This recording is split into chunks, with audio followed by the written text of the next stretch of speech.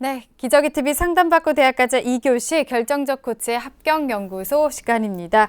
2월 이제 어느덧 중반을 향해 가고 있어요. 2월을 어떻게 보내면 좋을지 우리 학생들이 고민을 더 많이 하고 있을 것 같습니다. 지금이 참 중요한 시기라고 선생님들께서 앞에서도 얘기를 해주셨는데 오늘은 예비 고3들의 2월 대비법에 대해서 얘기를 해보기로 하겠습니다.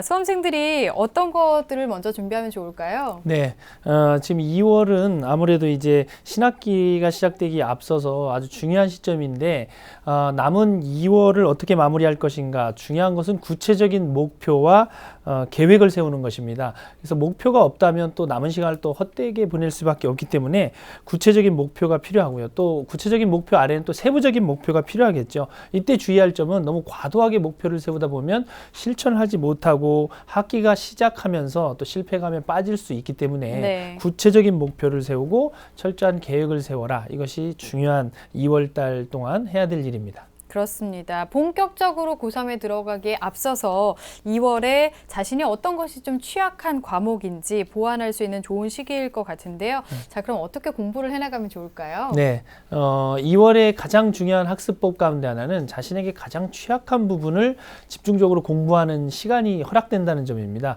그래서 취약한 분야의 개념 학습을 좀 철저히 하고 교재를 선택할 때도 자신의 능력에 맞는 교재를 선택하고 필요에 따라서는 동영상 강의를 통해서 충분히 보완한다면 2월을 알차게 보낼 수 있지 않을까 판단이 됩니다. 네, 자 그러면 과목별로 저희가 개념 그 학습법을 알고 가면 좋을 것 같은데요. 먼저 국어 과목에 대해서 얘기해 볼까요? 네, 국어와 같은 경우는 사실 작년에 2015학년도 대학 수학력 시험에서는 B형이 굉장히 어렵게 출제가 됐었죠. 그래서 지난해 수능과 모의평가 기출문제를 중심으로 해서 새로운 문제 유형 그리고 지문을 좀 익혀두시면 도움이 됩니다. 네, 기출문제도 좀 잘 파악을 하는 게 중요할 것 같습니다.